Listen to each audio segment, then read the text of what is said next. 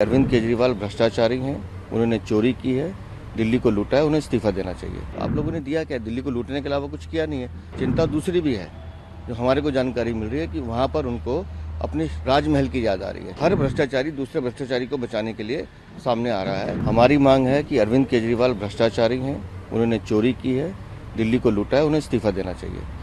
आम आदमी पार्टी चोरों को बचाने का काम कर रही है, ये बुनियादी फर्क है दोनों में। और हमारी जो लड़ाई है दिल्ली की जनता की लड़ाई है। दिल्ली की जनता को लूटने का काम अरविंद केजरीवाल ने किया है। अब ये चीज़ें एस्टेब्लिश हो रही हैं, हिरासत में। एक आदमी जो हिरासत में है उसको मुख्यमंत्री बनाए रखना कहाँ की नैतिकता है? आम आदमी पार्टी को सोचना चाहिए और खुद उन्हें अरविंद केजरीवाल को त्यागपत्र देना चाहिए। दिल्ली की चिंता अगर 8-9 साल की होती तो अभी ये फर्जी लेटर निकालने की जरूरत नहीं पड़ती। 8-9 साल में दिल्ली को आप पीने का पानी नहीं दे सके, गंदा पानी आ रहा है, सीवर ओवरफ्लो कर रहे हैं। तो आप लोगों ने दिया क्या? दिल्ली को लूटने के अलावा कुछ किया नहीं है। और जो चिंता आज जेल में आपको सता रही है, चिंता दूसरी भी है, जो हमारे को जानकारी मिल रही है कि वहाँ पर उनको अपने राजमहल की याद आ रही है। वो जो सुविधाएं उनको मिल रही थी वो जेल में मिल नहीं रही हैं, हिरासत में, उससे वो ज़्यादा परेशान है। तो उसकी चर्चा आतिशी सौरभ भारद्वाज नहीं कर रहे हैं। चर्चा उसकी करनी चाहिए, किस तरह से दिल्ली को लूटा है। विपक्षी पार्टी के नेता कह रहे हैं, उमर अब्दुल्ला का भी एक बयान है कि सिटिंग सीएम के साथ इस तरीके का व्यवहार नहीं है। एक भी आदमी बताइए जो भ्रष्टाचार में आरोपी ना हो, कोई एक बता दीजिए जो अरविंद केजरीवाल के बचाव में बोल रहे हैं। ये सब चोरों की बारात है, ये सब भ्रष्टाचार के किसी न किसी आरोप में आरोपी हैं। तो हर भ्रष्टाचारी दूसरे भ्रष्टाचारी को बचाने के लिए सामने आ रहा है।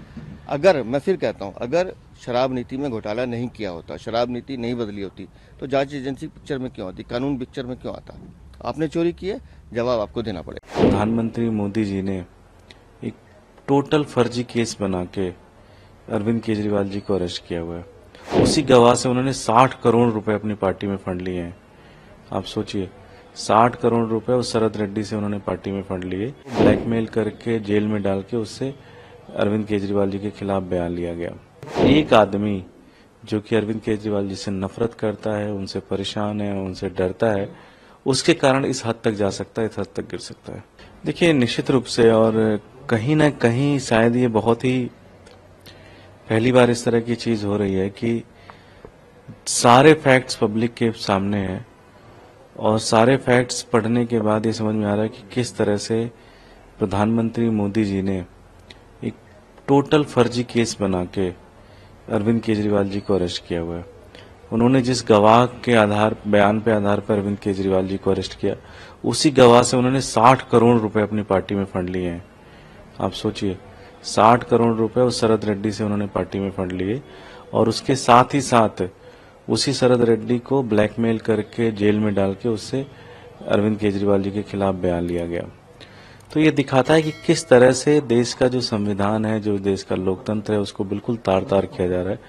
और सिर्फ एक आदमी जो कि अरविंद केजरीवाल जी से नफरत करता है, उनसे परेशान है, उनसे डरता है, उसके कारण इस हद तक जा सकता है, इस हद तक गिर सकता है। मुख्यमंत्री जी ने हमें लगातार जेल से भी वो डायरेक्शन दे रहे हैं और जो एक बहुत बड़ा मुद्दा है दिल्ली के अंदर, जो स्वास्थ्य की व्यवस्था को लेकर, उन्हें कई जगहों पे सूचनाएं मिली कि मोहल्ला सभाओं के अंदर दवाइयां समय पर उपलब्ध नहीं हो पा रही हैं, अस्पताल के अंदर दवाइयां उपलब्ध नहीं हो पा रही। तो आज उस मुद्दे के ऊपर हम लोगों ने विशेष सत्र रखा विधानसभा का। ये दिखाता है कि वो आदमी जेल में जाने के बाद तो आदमी 10-15 दिन तो डिप्रेशन में रहता है और कई लोग तो कंप्रोमाइज कर जाते हैं, लेकिन वो आदमी वहां से भी बैठ के दिल्ली की जनता की सेवा करने के बारे में सोच रहे हैं। ऐसे अरविंद केजरीवाल जी को सलाम है।